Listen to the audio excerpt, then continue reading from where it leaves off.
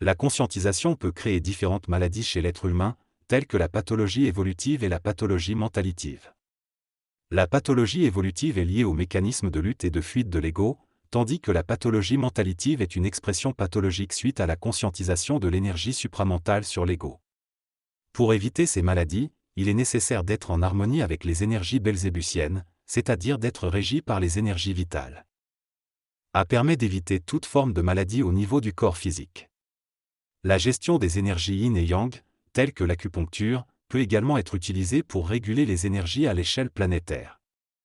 La compréhension de l'écologie peut régler le problème des maladies évolutives, tandis que la désintégration ou la supramentalisation de l'ego permet de régler le problème des maladies mentalives.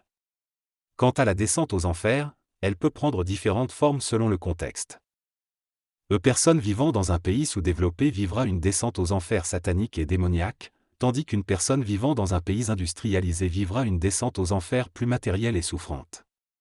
En ce qui concerne les problèmes matériels, plus l'être humain se mentalise, plus il a la possibilité de contrôler son expression vitale. Cependant, si une personne souffre d'orgueil vital, elle peut altérer des choses matérielles, comme casser une voiture ou bloquer des freins. Une énergie vitale peut ne pas être en résonance avec l'énergie vitale extérieure, ce qui peut causer des problèmes matériels. L'auteur explique que l'énergie vitale d'une personne peut s'exprimer à travers son ego. Il compare cela à une voiture qui fonctionne mieux lorsque son énergie est en phase avec celle du conducteur. De même, il mentionne que les maisons doivent être construites de manière à assumer l'énergie des habitants. Il partage ses expériences avec différentes voitures, soulignant que certaines fonctionnaient mieux avec certaines personnes et que d'autres étaient plus solides. Il explique également que son dernier véhicule neuf lui a donné des signes pour lui enseigner quelque chose. Il conclut en disant que l'être nouveau sera conscient de l'importance de l'écologie et évitera de passer son temps au garage. Le narrateur explique qu'en tant que directeur d'un centre, il a connu des problèmes avec sa voiture. Le clignotant fonctionnait lorsque l'idée était claire, mais cessait de fonctionner lorsqu'il était dans le doute. Malgré plusieurs réparations, le problème persistait. Il a finalement changé de voiture pour un modèle plus récent et mieux adapté à ses besoins. Le narrateur souligne l'importance d'avoir un véhicule en harmonie avec nos besoins énergétiques. Il explique également que certains objets de notre environnement, tels que notre habillement, notre nourriture, notre maison et l'éclairage nocturne, peuvent avoir un impact sur notre bien-être énergétique.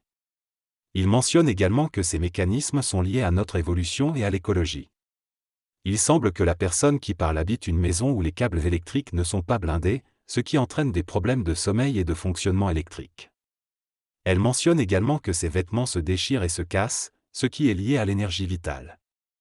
Elle fait allusion à des ajustements nécessaires et à des coûts élevés. Elle évoque également des questions sur les relations de couple et les remises en question qui peuvent survenir, soulignant l'importance de la compréhension mutuelle et de la manipulation écologique. Apprendre à manipuler signifie apprendre à créer l'harmonie écologique dans notre environnement. Celui qui a la faculté mentale de manipuler doit accepter de le faire, car il devient ainsi un outil pour instaurer l'écologie. La manipulation est nécessaire dans le schéma de l'évolution humaine et il faut être capable de la pratiquer tout temps. Maintenant une certaine empathie et harmonie avec les autres.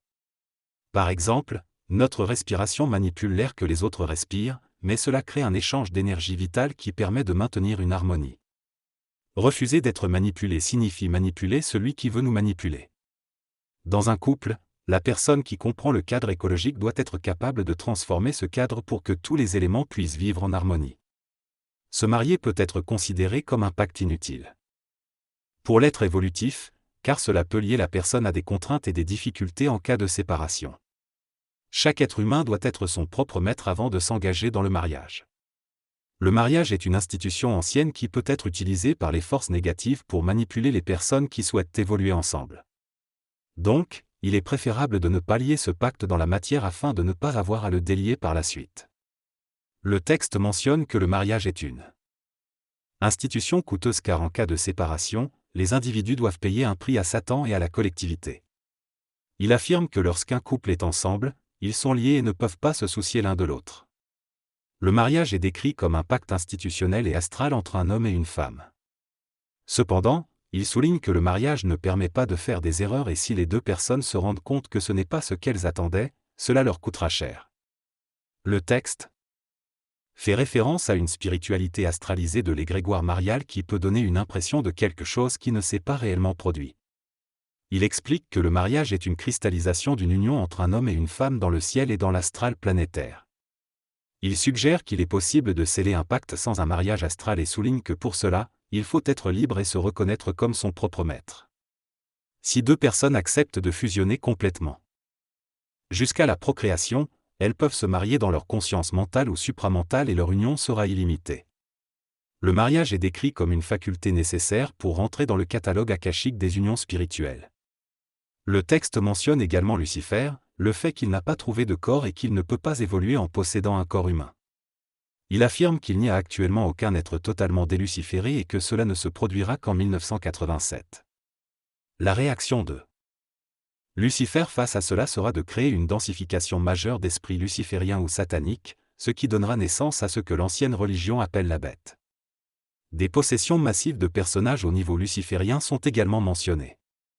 Les énergies d'Antichrist ou des formes d'apparition d'Antichrist vont collaborer à partir de 1987. Lucifer cessera d'exister lorsque toutes les religions seront détruites. Les énergies luciditariennes et sataniques vont progressivement perdre en vibration jusqu'à devenir vitales, ce qui rétablira l'harmonie planétaire et provoquera le réchauffement de la Terre. Les animaux redeviendront végétariens, et l'homme vivra dans deux paradis, la Jérusalem céleste et un paradis terrestre réfléchi.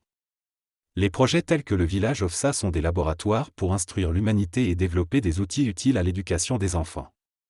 Il sera possible pour un enfant de naître sans la possession des énergies lucifériennes grâce à la programmation biologique de la cellule masculine.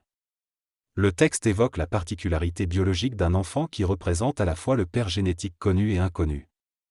Lors de la fécondation, l'enfant reçoit un potentiel énergétique luciférien, résultant du mélange génétique de la mère et de tous les ancêtres inconnus. Ce potentiel luciférien fait en sorte que l'enfant, même pendant la gestation, influence déjà la mère en absorbant égoïquement ses énergies lucifériennes. Cela peut conduire à des réactions différentes de la mère envers l'enfant, allant de l'amour à la répulsion. Le développement du fœtus est également influencé par des éléments spirituels et éthériques, nécessaires à sa viabilité.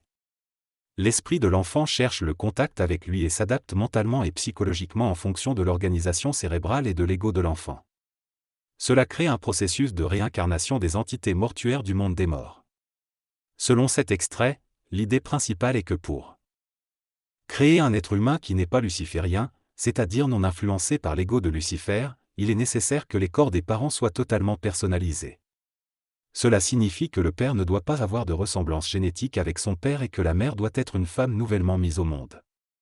L'enfant ainsi conçu sera un être nouveau, à la fois terrestre et extraterrestre par sa conception physique et sa conscience.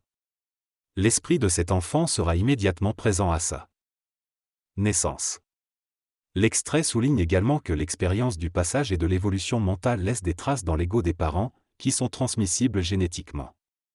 Cela explique pourquoi l'humanité évolue de manière colorée et divergente.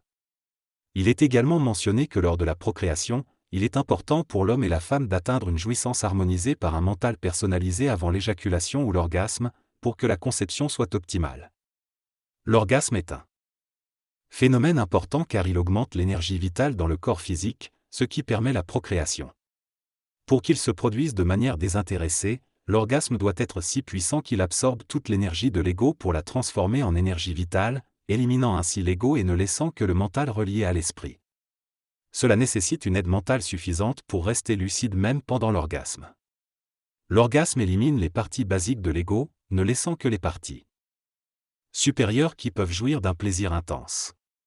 Cependant, ces parties doivent également être assimilées par l'énergie vitale avant l'orgasme, afin de créer un orgasme qui élimine complètement l'ego et laisse seulement le corps mental relié au corps supramental, permettant ainsi la conception d'un enfant non luciférien. Dans le séminaire sur l'organisation, l'objectif est d'apprendre à l'ego à gérer efficacement son énergie vitale et à se désaffranchir de la manipulation de l'ego dans la vie quotidienne. Ce séminaire vise également à prendre en compte les forces astrales afin de favoriser une évolution rapide et une gestion optimale de l'énergie à tous les niveaux, matériel, vital, psychologique, mental et même supramental. Une personne qui parvient à s'organiser peut améliorer considérablement sa vie et son évolution. Ce séminaire permet ainsi à chacun de gérer son évolution de manière plus efficace en apprenant à éviter les pertes d'énergie inutiles et à conserver suffisamment d'énergie pour atteindre ses objectifs. Le séminaire sur l'organisation est conçu pour aider les individus à développer des compétences organisationnelles afin de faciliter leur évolution personnelle et professionnelle. Il met l'accent sur la programmation mentale et la mise en place de stratégies efficaces pour gérer son temps et ses tâches. L'objectif est de perdre quelques minutes chaque jour pour en gagner davantage sur le long terme. Le séminaire se déroule sur 3 jours, pour permettre aux participants d'appliquer immédiatement les enseignements dans leur quotidien. L'organisation est présentée comme un moyen d'améliorer l'efficacité et de faciliter l'évolution. Il est également souligné que l'ancienne programmation mentale peut être remplacée par de nouvelles techniques d'organisation pour éviter les problèmes liés à la désorganisation. Le séminaire est recommandé aux personnes qui sont en train de se conscientiser et d'abandonner d'anciennes routines. L'objectif est de créer un cadre adapté à l'individu afin de l'aider à s'organiser de manière efficace et productive. Le séminaire est structuré et bien organisé pour éviter les pertes de temps.